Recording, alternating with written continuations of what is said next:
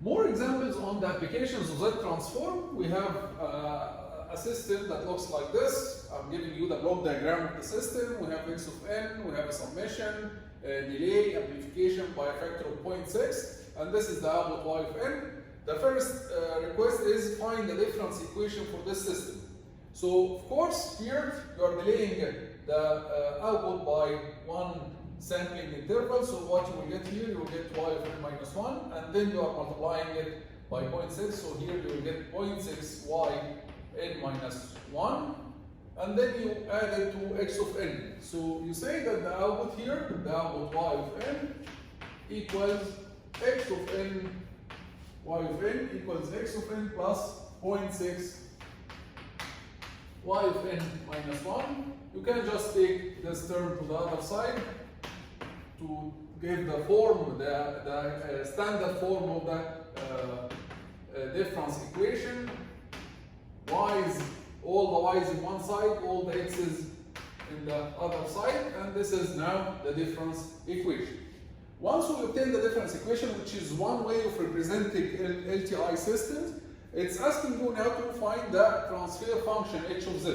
And in order to find the transfer function from the difference equation, you need to do the z transform. If we do the z transform of y of n, let's call it y of z minus 0.6. The z transform of y of n minus 1, it's y of z multiplied by z to the power negative 1. The z transform of x of n is x of z. And then now we can divide y of z over x of z. H of z equals y of z over x of z, which will be y of z over x of z will be 1 over 1 minus 0.6 z to the power negative 1, which you can write in another way. If you multiply z up and down, you can write it as z over z minus 0.6. So this is now the transfer function h of z. The next step is to calculate the impulse response, and the impulse response can be calculated from the transfer function, which is again, it's another way of representing LTI systems. We can obtain the impulse response from the transfer function by doing inverse Z transform. So here we did Z transform. Here we do inverse Z transform to obtain the impulse response from the transfer function. When we do the inverse Z transform, notice that we have here a real pole. Its value is 0.6, right? So again, h of n, if you do the inverse Z transform, it will be 0.6 to the power n u of n. And again, the value or the magnitude of the pole appeared here. So we got the magnitude of the pole to the power n, right? Magnitude of the pole to the power n. So in order for this system to be stable, later when we study stability, remember that the magnitude of the pole will appear here as magnitude of the pole to the power n. The magnitude of the pole was 0.6, here it will appear as 0.6 to the power n. So always we get the magnitude of the poles raised to the power n. And hence, for this system to be stable, or for a system to be stable, you need the magnitude of the pole to be strictly less than 1, so that it is convergent. I will keep repeating this, so that it is convergent. When you sum all the samples, it will give you a finite number. Otherwise, if the magnitude of the pole is greater than 1, then the samples will be divergent, will go to infinity, and the summation will be infinity, and the system will not be stable. Okay? So this is now the impulse response. This is the impulse response. Next step, it says find the system output if the input is 0.4 to the power n un. So we know now that the input x of n is 0.4 to the power n u of n. And we know the impulse response, right? H of n. So either you do convolution, which will be very hard to do, or you can use the Z transform in order to do multiplication in the Z domain. So first you can calculate x of Z, do the Z transform. X of Z will be Z over Z minus 0.4. And then you multiply x of Z times H of Z. You say that Y of Z, the output in the Z domain, equals x of Z times H of Z, which will be you multiply this times this, so you will get z squared over z minus 0.6, z minus 0.4. Now this is y of z. Next step is to do inverse z transform. And in order to do inverse z transform, you need to do partial fraction. But before doing the partial fractions, save one z. Save one z. So do partial fractions for y of z over z, which will be z minus 0.6, z minus 0.4. Okay, if you do partial fractions, you will get constant over z minus 0.6 and another constant over z minus 0.4. I will leave this to you, and the constants, I will give you the final answer. The constants should be negative 2 over z minus negative 2 here, and 3 over z minus 0.6. Once we do that, you can say now that y of z equals 3z over z minus 0.6 minus 2z over z of minus 0.4, and you can obtain y of n by doing inverse z transform. It will be 3.6 to the power n un minus 2 multiplied by 0.4 to the power n un. And that's it for this example. Let's take another example.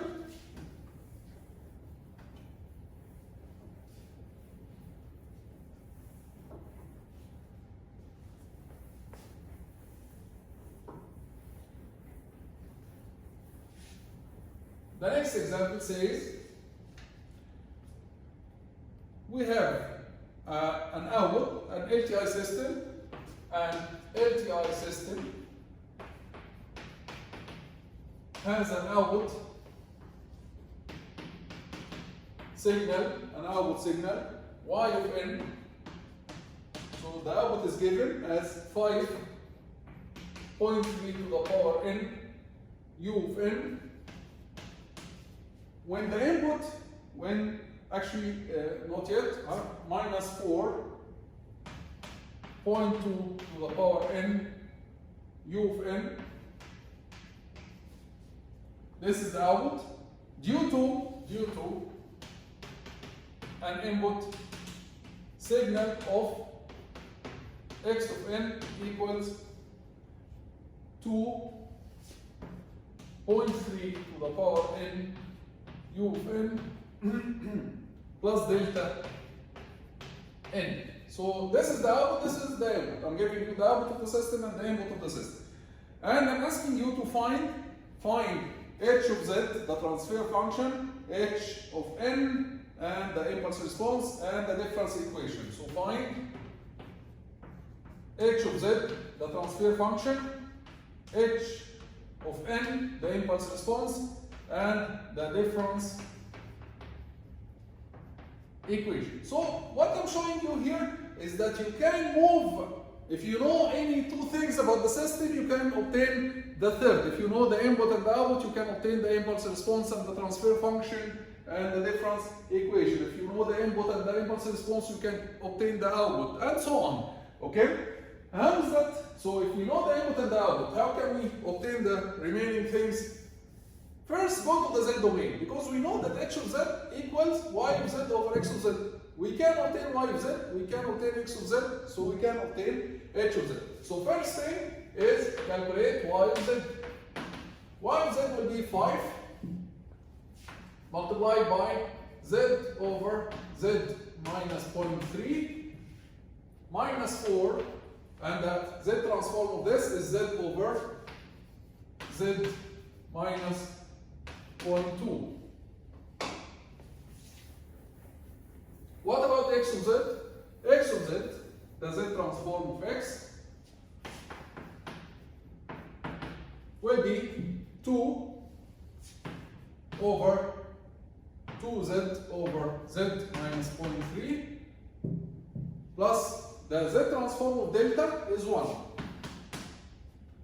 And then what we need to do here in order to obtain h of z is to divide to divide these two amounts, y of z over x of z. In order to divide them over each other, we'll just combine these two terms here.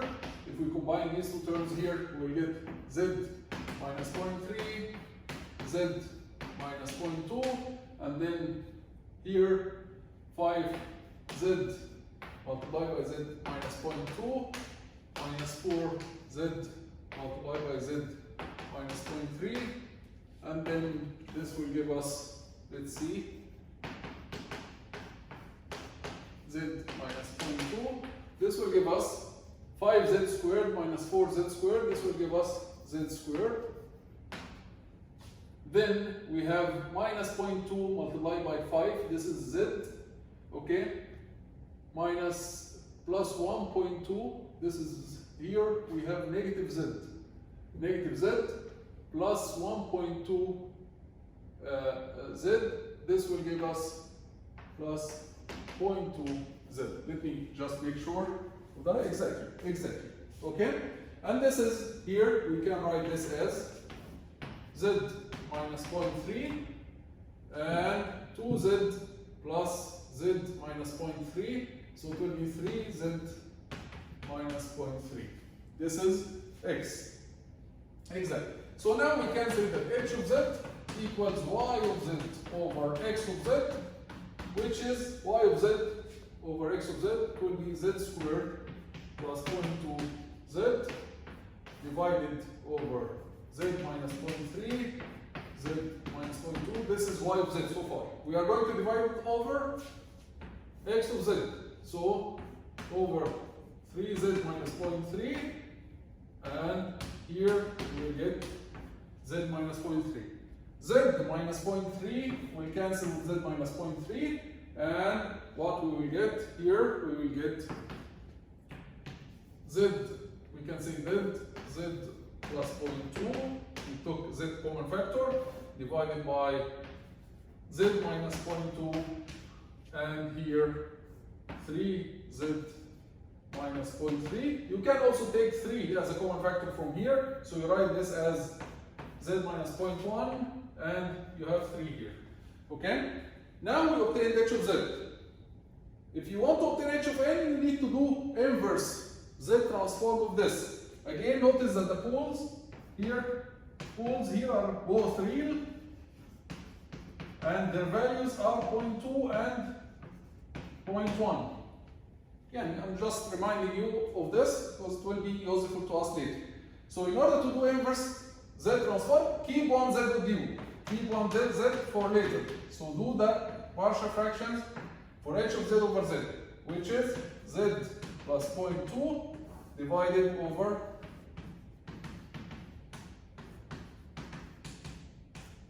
which will be something over z minus 0.2 plus something over z minus 0.1. I will leave this partial fraction for you, but for example, let's do one of them. If you want the constant here, it will be, you put z equals 0.2 and you remove the bracket here. So it will give you 0.2 plus 0.2, 0.4 divided over 0.1. This is 4 over 3. So it will give you 4 over 3 here. 4 over 3. The other one will be negative 1. This will be negative 1. Once we do that, you multiply z. Once we did the partial fractions, you multiply z to reach to the same form in the tables, right? So h of z will be 4 over 3z over z minus 0.2 minus z over z minus 0.1. And from here you get, by doing the inverse z transform, you get h of n to be 4 over 3 0.2 to the power n u of n minus 0.1 to the power n u of n. So now we obtain the impulse response of the system. So we started by knowing the input and the output, and we calculated everything about the system, impulse response transfer function, and also last step is the difference equation. Difference equation can be obtained from here. The difference equation can be obtained from here. Y of z over x of z equals, so let me remove this. For the difference equation, we know that y of z over x of z equals this amount, right? Z squared plus 0.2 z divided over, and we are going to expand these two brackets. So it will be, which are these two brackets, 3z squared, and then we have negative 0.6z, negative 0.3, so negative 0.9z. Finally, we have negative 0.2 multiplied by negative 0.3. This will be plus 0.06. And then, if we multiply numerator by the denominator equals numerator by the denominator, what you will get y of z. Before we multiply, let me remind you of one thing. When we do the difference equations for systems in the z transform, in the discrete time, we have delays. We are used to write the difference equation as yn plus yn minus 1 plus yn minus 2. So we have delays, right? Delay in y and delay in x, xn minus 1, xn minus 2.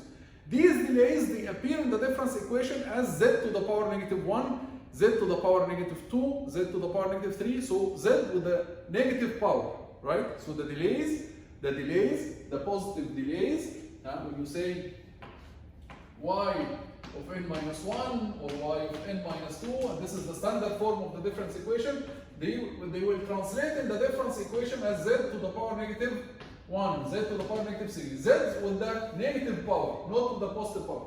That's why in order to write the difference equation in the standard form, you have to try to change all the z's to negative powers. How is that? For example, multiply up and down by z to the power negative 2. If you multiply up and down, here, numerator and denominator, by z to the power negative 2, this will be 1 plus 0.2 z to the power negative 1. And down, it will be 3 minus 0.9 z to the power negative 1 plus 0.06 z to the power negative 2. Now we are ready to multiply, to do the crisscross. Y of z times this equals x of z times this. So you will get y of z multiplied by 3 minus 0.9 z to the power negative 1 plus 0.06 z to the power negative 2 equals x of z multiplied by 1 plus 0.2 z to the power negative 1. Now, let's do the inverse z transform. So 3y of z, its inverse z transform will be y of n minus 0.9 z to the power negative 1 times y of z, its inverse z transform is y of n minus 1 plus 0.06 multiplied by z to the power negative 2 y of z, its inverse z transform is y of n minus 2 equals x of z times 1, its inverse z transform is x of n. X of z times 0.2 times z to the power negative 1, its inverse z transform is x of n minus 1. And this is now our difference equation. Let me just make sure of the constants. And that's all correct.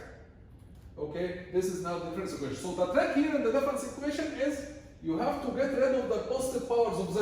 Go back to the negative powers, because the negative powers give you like the regular delay, the causal delay, x of n minus 1. If the power of z is positive, it will give you a delay in the other side. It will not be a delay, it will be an advancement, right? It will give you x of n plus 1, x of n plus 2, which is not usual, right? So here, our delay, because we are working only with the positive side, the delay is always negative, x of n minus 1, x of n minus 2. That's why we need negative powers for the z. We'll stop here, and in the next video we'll discuss the other applications of Z transform.